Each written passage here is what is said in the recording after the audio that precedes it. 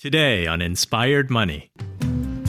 It was quite a challenging journey. That's all I can tell you.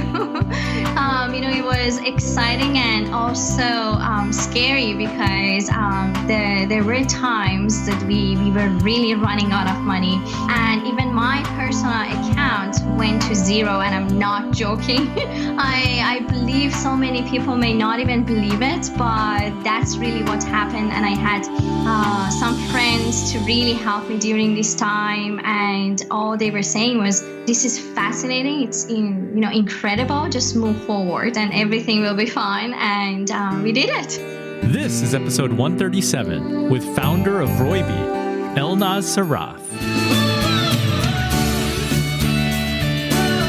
Welcome to Inspired Money. My name is Andy Wong, a managing partner at Runnymede Capital Management. Each week, we bring you an interesting person to help you get inspired, shift your perspectives on money, and achieve incredible things. From making it to giving it away, Inspired Money means making a difference, creating something bigger than oneself, and maybe, just maybe, making the world a better place. Thank you for joining me. Hey, Inspired Moneymaker. Welcome back. If this is your first time joining us, welcome. Today we've got a great guest, Elnaz Sarraf, who believes that kids can learn a range of early childhood development skills at home.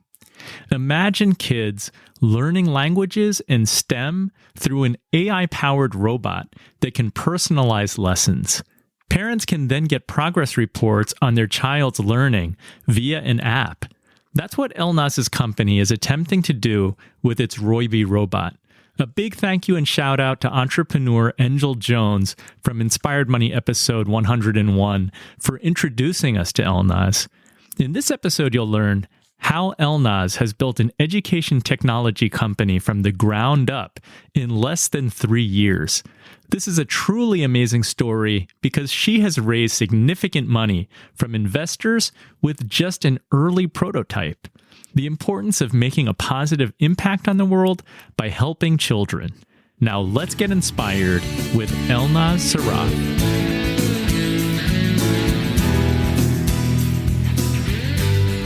Elnaz, welcome to Inspired Money. I'm so excited to have you on the show. Thanks, Andy. I'm very excited to speak with you today. Let's jump right in. What's your earliest childhood memory of money? That's a very interesting question because, I think that's one of the things that actually shaped my entrepreneurial journey. I was born and raised in a family that always had businesses, and I remember growing up. The first thing I can remember, about money is that there was always conversation about money in our home because my dad is a businessman back in Iran. And my mom also, was very involved in the business with my father. And that is the very first thing I can remember, and is that, it is important to make money, and it is not easy to make money. But if you work, for your dreams, money always comes, and you should do what you love to then, to get the money. So that's the first thing I can remember about money from like early age. I used to even travel with my parents on business trips, and there was always conversation about how to make money. What kind of businesses was your father involved in? Back in Iran, he was involved in import and export. He did many different things that I can remember. But it was steel, and then more in like construction material and cement, especially by the time, about like 10 years ago, there was a lot of demand in construction material in Iran, between Afghanistan and Iraq. So he was very much involved in that. And my mom also handled like the finances, some business operations. But in the background, because of the situation in the country, women couldn't really be the face of the company. But I have to say, my mom was a very, very strong person and role model even in my father's business. I get the sense that as an entrepreneur and a business leader, you are a very strong woman. And it sounds like that was fostered by your parents. Like they wanted to instill that in you. How did growing up in Iran shape you? Interesting again question, because until you live there, you really don't feel how it is, especially compared to the life situation here in the US. But growing up, considering like 20, 30 years ago, things were so much different than today. Today, Iran is so much, more modern, a little bit more open-minded than the time that I grew up, like 30 years ago. And it was very difficult because it was a very, conservative country. Still it is, but there were so many things women couldn't do. I remember there were times that, in the summer, a lot of girls would just go learn about swimming, painting, and I would go find, summer internships that they are in, how to assemble computers or something in engineering, or I used to even work at a print shop. And I really liked it. I really enjoyed it. And I think always somehow I wanted to be different, even there were limitations in the country. And I think that's one of the reasons that when I moved to the US and I saw so much opportunity, I really wanted to make a difference. And I think, it's the living circumstances back in Iran really helped me become stronger and stronger and never give up on my dreams. I love that. You founded Roybi in 2017. You've gotten a lot of press and recognition in a very short period of time. I saw that Time Magazine named Roybi Best Inventions of 2019, CNBC World's Most Promising Startups, Fast Company, World Changing Ideas of 2019. Can you take us back to the beginning? What was your initial idea that launched you into EdTech? First of all, thank you for mentioning those achievements. They're all amazing. And I have to say, we are really, really grateful for all the support we've been getting from everybody, including yourself. And, before Roybi, I was one of the co-founders of my first company, iBaby, which we have baby monitors. And I had the chance to always communicate with parents and being involved in what the pain points are. And based on that, I heard always that education is, of course, very important to parents, including every member of our team. And we wanted to make, for myself, I wanted to have a bigger impact in this world, especially when it involves children. And after a lot of conversations, I decided to start Roybi in 2017. And I have to say, it was a totally different idea and product. I wanted to do something in EdTech, utilizing AI. Because I felt, in education, children are still moving forward with traditional ways, and I really wanted to make a change on that. But it was more of like having a bunch of educational content, something like entertainment product, but not necessarily so educational like what you see currently in Roybi.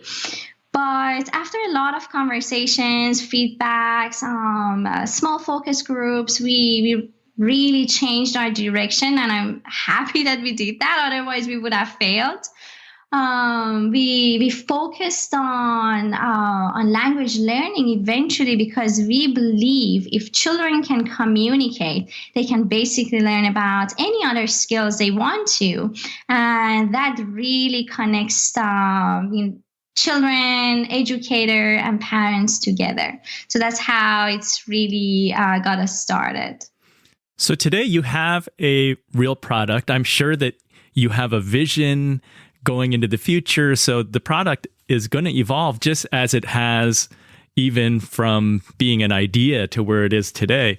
What does the product look like? I did go to the website and it looks like a really cute robot, but tell us, what is the interactive robot that people can actually buy right now? The first thing people always mention is, oh, these are so cute. And we really wanted to focus on the design of Roybi because, a lot of robots that are on the market, not exactly as what we do, but when you look at them, either they're so big, they're not so friendly looking. So we really wanted to focus on making a robot that kids really enjoy actually interacting with it. So that was the very, very first thing that we wanted to focus on. But also, as I mentioned, because it is related to language learning and language development, we decided that Roybi needs to focus more on daily conversations. 1 out of 12 kids in the US alone, based on information on NIH, have some sort of speech disorder. So that means, they don't talk a lot because they're always spending a lot of time in front of TV or large tablets. And Roybi can actually help change that. On a daily basis, it comes with different sets of lessons. So they can hear the story, Roybi asks them questions, and kids can respond back. And because it has voice recognition, it can recognize if the answer is right or wrong. It also has a small display on its belly that shows emojis, pictures. So it is also visual, but it's not as big as the other screens to be harmful. Also, it has some sensors. For example, when kids shake it or it's upside down, it actually tells them, it makes it dizzy, and it's very cute. We hear that kids really like it, and it somehow helps children to gradually learn how to take care of it. But also it creates reports. We have daily reports. Right now it's a little bit basic, but we are, of course, the product is evolving. We're adding more features. And with the AI, ultimately our vision is to focus on the child's progress and interest so we can actually adjust the content based on their pace and the way they're learning. So that's how it's going to gradually evolve. With the language focus, is it English, Spanish, and Mandarin right now? So right now it is English. We are working on Mandarin for this year, and we were hoping to add Spanish this year. Hopefully we are on track, but probably it will push to the next year. And we will be also working on more languages like Arabic and more as we expand into different regions. What is the age group that this is designed for? Sure. So currently we are focusing on ages 3 to 7, but we have customers that are, even 2 years old. We have customers 10, 11 years old. So it varies, but the recommended age is 3 to 7 because of the lessons that we have. Okay, so it sounds like it's like an educational tool and a toy for a child where they can learn vocabulary, they can learn lessons. What do the lessons look like? Sure. So we have variety of lessons, actually more than 500 lessons. So on a daily basis, we have several lessons, and the lessons are generally less than 2 minutes because the attention span of children is limited, and we want to make sure they continue the interaction. And based on that, when it starts is the first 2 weeks. It's more about introductions, like how you get to know your friend. Roybi learns about the child's favorites, activities, the things that they like. And in the future, we will be using this information to make the learning experience even more personalized. Then it goes to more advanced lessons. So we have lessons in math, science, like chemistry, about countries, music, over 50 categories. But all these follow a path, and from basic to advanced, we have a mixture of lessons that kids can learn on a daily basis. As you've been developing the Roybi product, what was the market opportunity? Like what was missing, and how big a market is this? Well, when we were starting, even to date, we couldn't really find a decent product that can really focus on the child's ability and interest, and also to truly bring a conversational robot to help children to talk more, be confident, because they're learning more, they're talking more. And that was the big gap that we saw. There are so many products you see in early in higher education, in for example, like coding, but there's really no good product to help children to talk more. So we saw that opportunity. We saw that there is no good use of AI when it comes to early childhood education. So we decided to start on that. And by the time we started, the edtech opportunity, the global opportunity, is over 200 billion, not necessarily in early childhood, but in total, and also over 50 billion in language learning. Now in voice recognition, we estimate by 2025 it will be over 120 billion opportunity in even just voice recognition AI. And that's a huge opportunity. And even right now, with the circumstances that we have, with uncertainties we are facing today, remote learning and using AI undoubtedly is going to change the way the children learn in future. Yeah, I'm fascinated by the AI part. That's what's really missing in education, just even in traditional education, that high level of customization. Absolutely. Education is one of those industries that it doesn't change that fast. And that's one of the reasons we wanted to utilize AI in this industry to really disrupt it.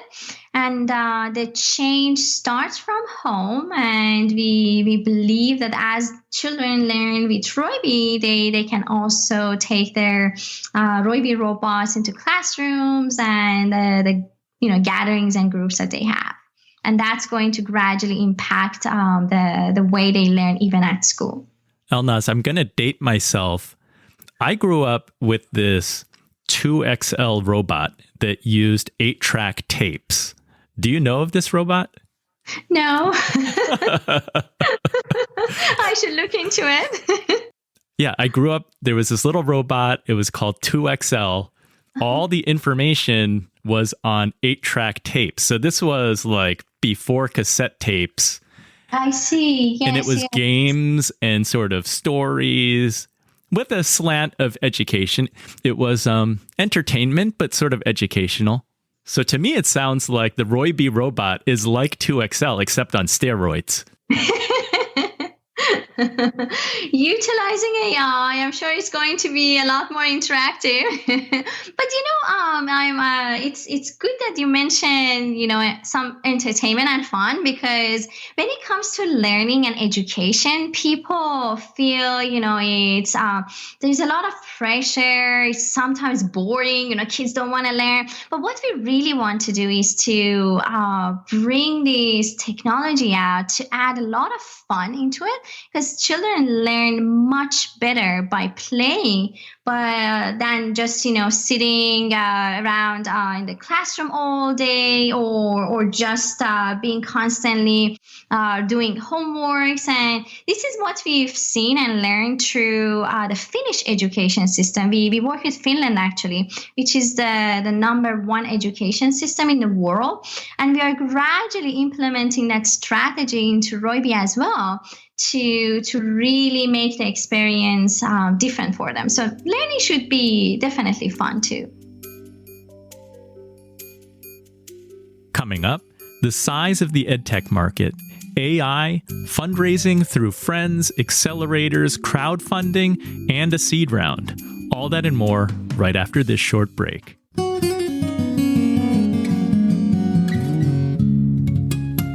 The show notes for this episode can be found at inspiredmoney.fm/137.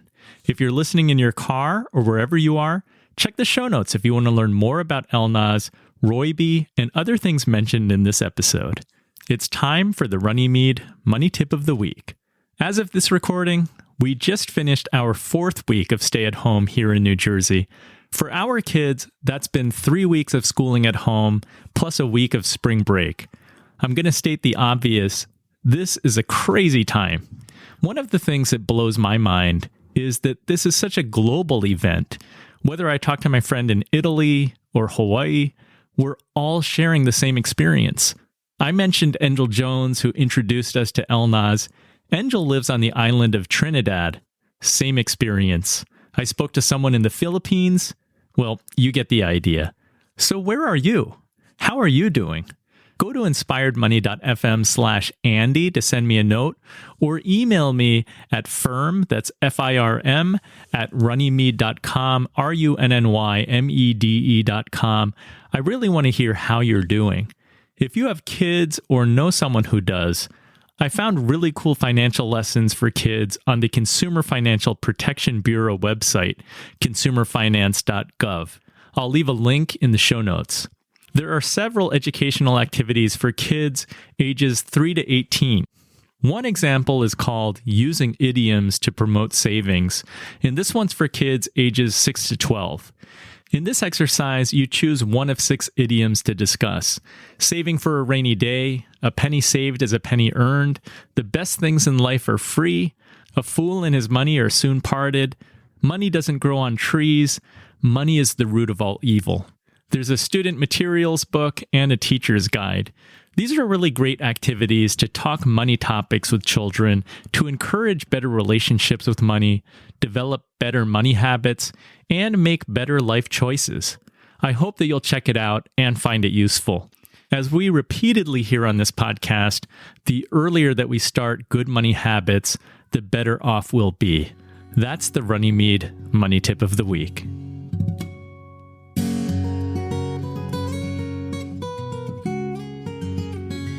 Inspired Money is brought to you by Runnymede Capital Management. We help you to plan, invest, and worry less. Do you have a financial question or a comment about this podcast? Go to inspiredmoney.fm/Andy to email me directly. And again, I just love to hear where you are and how you're doing. How are you coping with this stay-at-home, shelter-in-place, or whatever you're going through right now? I'd love to hear from you. You're listening to Inspired Money. I'm Andy Wong.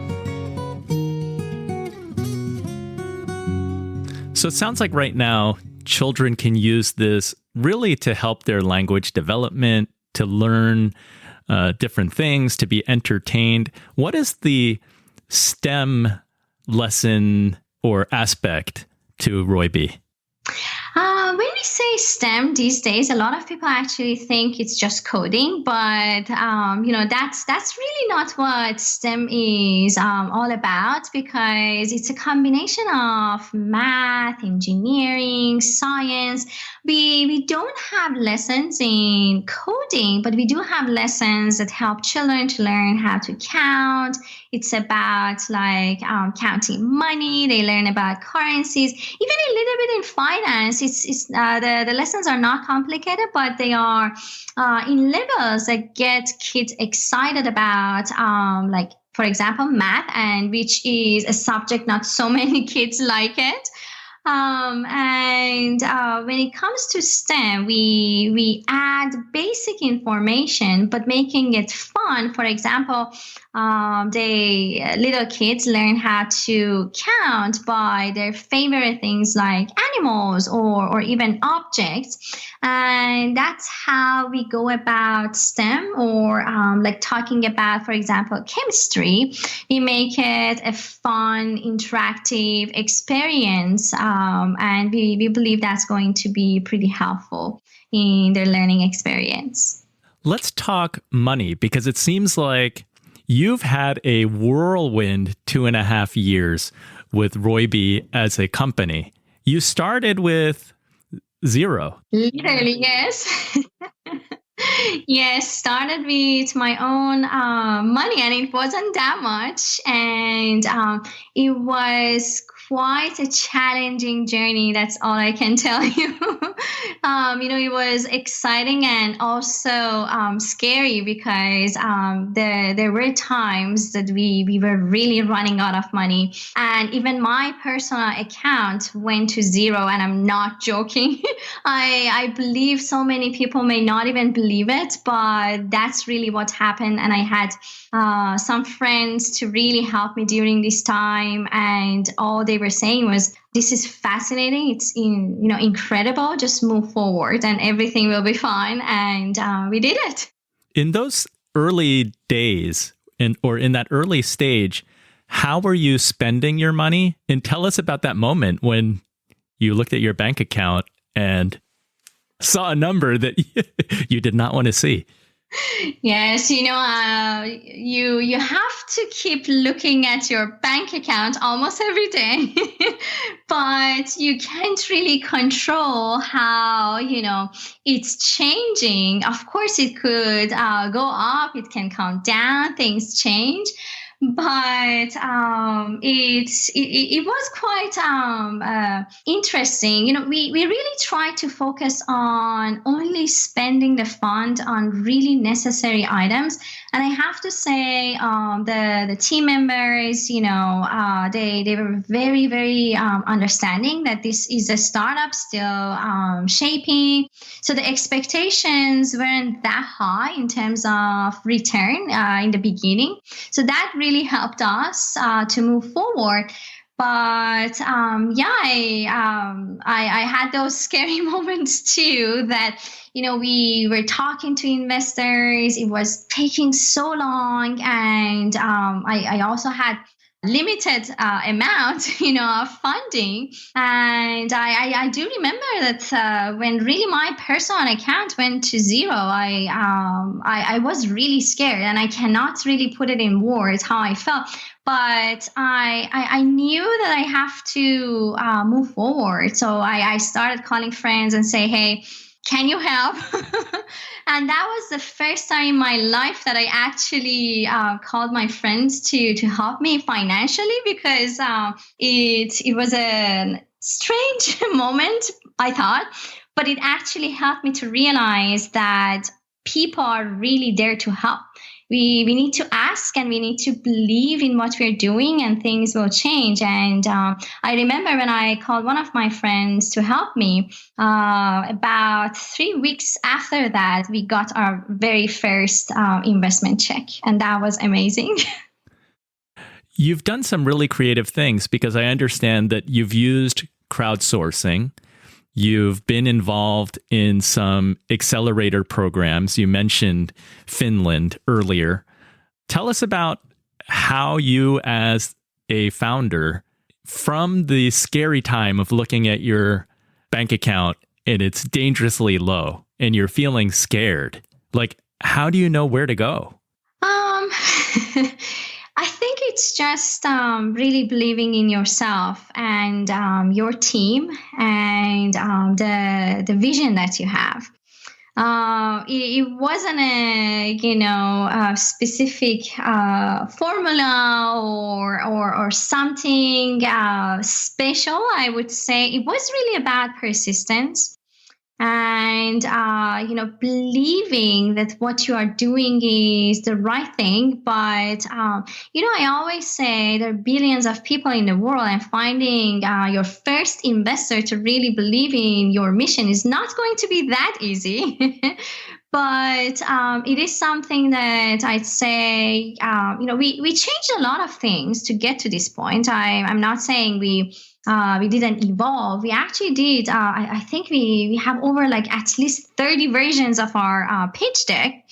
And because of the rejections and the feedback we got, we realized that something is wrong and we have to work on making it better. And that's how it really helped us to get to the point that we are today. How have you dealt with the highs and lows of fundraising? Can you tell us a little bit about like how that first investor was won over? It was an introduction to a mutual friend, and it took a long time actually, from the time that I first met with them to the time we got the first check. Took about 4 months, which is a long time.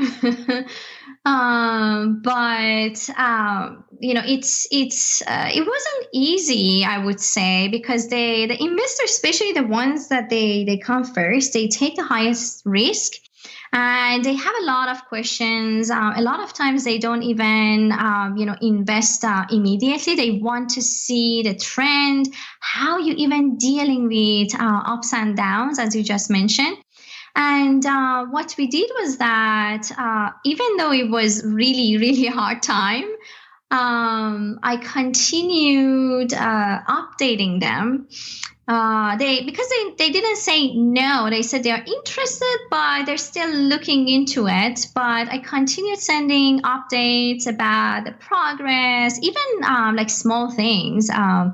And because there were movements in the company, they saw that we are actually moving forward, making things happen step by step. They stepped in, and that's how it actually came about. And what was the order of using Indiegogo crowdfunding and working with some accelerators and then actually raising money in your seed round? So we started with the accelerator actually sooner. So I think with SXSW Accelerator, we started in October. And that was actually really, really beneficial for us, because we got into an accelerator program that is primarily focused on education, and that helped us a lot in shaping some of the features and work that we wanted to do with Roybi that helped us validate those, and we are still working with them. Then gradually we started getting our investments, and with those we hired an agency to help us with gathering subscribers, start making videos. And then we launched our crowdfunding. The people think when they launch crowdfunding, they don't need that much money. But I have to say it's really not that way, because you do need certain budget to spend on advertisements. If you just launch the product on the platform, it's not really going to bring sales for you. So you need to spend money pre-launch, at launch, and post-launch, of course. And that requires a good budget. And that's how we did it. The agency that you're working with, that's a marketing agency?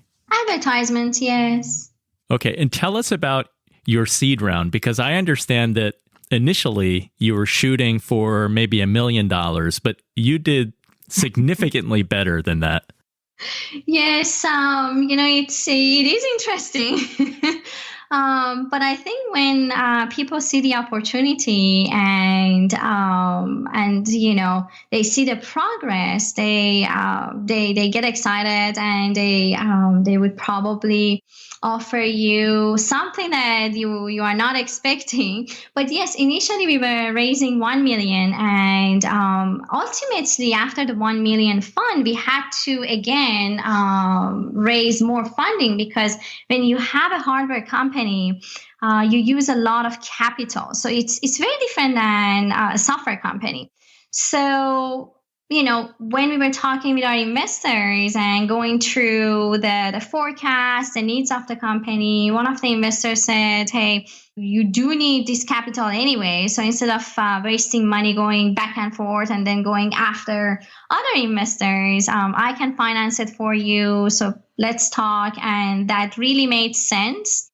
And that's really how it got started, because we were not really asking for that from that specific investor. It was something that he brought it up and wanted to accelerate our development. And we are definitely grateful for that. How long would the million have lasted you? And then for our listeners, you ultimately raised 4.2 million. Yes. So it really again depends on the business, and for us, we are a lean startup, and just even one person does so many different things and helps us to save more funds. But I don't know if other businesses would have the same capabilities or resources, or even maybe better than us, of course. But 1 million for us, could easily handle 1 year. And but as I mentioned, the fund for us is a combination for R&D, for advertisement, operation, and inventory capital, because making Roybi robots are not cheap. Right. So raising 4 times more, that just gives you tremendous flexibility and extra time. Absolutely. And I have to say, time is money. Time's, when you have enough time, it's even more valuable than anything else, because saving time is going to bring you the money, because ultimately it's going to help you build a better product. And of course, invest in user experience, features, advertising, and bring more sales ultimately to the company. You were able to do this prior to having a real prototype, right? How were you able to do that? Yes, I get that question a lot. We are actually a very strong team. The team, the R&D team that currently working on Roybi, they worked with me before in my first company. So we all work together. We already launched 10 products to the market, and we've done it in the past. So the investors really invested in our talent and experience, knowing that, yes, this team is actually capable of bringing the product out to the market. It's just a matter of having the right capital and the right guidance, and I'd say like even mentorship from some of the investors, and then move forward. But it wasn't easy. It was very difficult. I spoke to so many people, I really lost account. But when somebody believes in you, they come in. Well, it really is an amazing story. Thank you. I like to ask all the Inspired Money guests, how do you define success? I think it's different for every person and every company. Company-wide, we really want to say we are successful if we can truly transform the way that children learn today. Because if you really think about it, even the children that we label them, having disabilities or anything like that, they just have different sets of skills, right? So we really want to help children to transform the way they learn and help them to understand their own abilities better. It's a long mission. It's not simple. It's very, very complicated. But if we could have an impact on most, children's way of learning, I would say we would be successful. But also on the side, we also want to do some work by providing Roybi and giving access to quality education to even children that their family cannot afford it, or they're in regions that they are they just can't have a product with a technology like Roybi. And to be honest, if we can have that impact in the world, I would truly call us to be successful in what we're doing. Is the Roybi price $199 right now? Yes, it is $199. Okay. And you have mentioned the desire to have an impact, a global impact. Why is that important to you?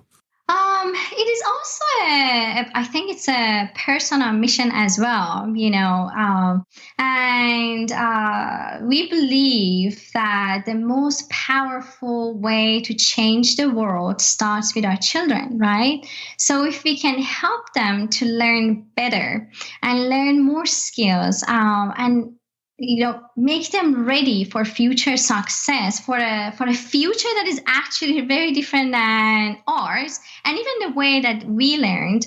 Those are very, very important matters to even help humanity, I would say. And that's really why we want to make an impact. We really want to make a difference. We have skills, we have technology, and the best we can do is truly give back and be able to make a difference and change in this world. I love it. Well, it'll be fascinating to see how your company can grow. And then maybe someday there will be a generation of entrepreneurs talking about how when they were kids, how the Roybi robot shaped them and made an impression. Yes, absolutely. I always say that we want to make history. We want to make a change that goes for generations, and that is to really utilize the power of AI. And it's not even at the peak of it, because it's a technology that is evolving so fast, and we really want to use that to make a difference in this world. And yes, hopefully we hear that, and then we would really call ourselves that we are successful and we made a difference. Well, thank you, Elnaz. Thank you for sharing your story and the Roybi robot story. Can you tell the Inspired Money listener where they can buy the robot, where they can learn more about your company and follow you? Absolutely. So Roybi is available on our website at roybirobot.com. And as mentioned, it's $199. We are also now offering financing options with only $18 a month. So you can have their own Roybi robot. And we are also on social media, Facebook, Instagram, LinkedIn, Twitter, Roybi Robot. And we would love to have more feedback and customers. Well, thank you so much, Elnaz. I'll put that all in the show notes, and really appreciate you spending time with us today. Thank you for your time. Thanks so much. It was a pleasure speaking with you. Thanks. So what was your favorite Inspired Money moment? There are so many great lessons that we can draw from Elnaz's experience. The importance of having a strong vision, team, and executing the development of her product. My favorite, though, is her persistence. When her first investor money took 4 months, she kept sending updates and made sure to demonstrate that Roybi continues to move forward. And while going through that process, she kept iterating her pitch and presentation. Those are such valuable lessons that persistence pays off. If you had a different favorite Inspired Money moment or thoughts on today's topic, message me on Instagram at inspiredmoney.fm. That's instagram.com/inspiredmoney.fm. If you like this episode, please let me know by reviewing it wherever you listen, or or review it at podchaser.com. I'd really appreciate it. I hope that you found this episode especially good sounding today. Inspired Money is edited by Christopher Wright of Wright Media, and there was preliminary editing done by my daughter, Sabrina Wong. So thank you both for making Inspired Money sound great. Thank you for joining me. If you haven't yet subscribed, I hope that you'll do it now to ensure that you won't miss next week's episode. I look forward to seeing you then. The music you're listening to right now and all other music on today's show is by the amazing Jim Kimo West. Have an inspired week and do something that scares you, because that's where the magic happens.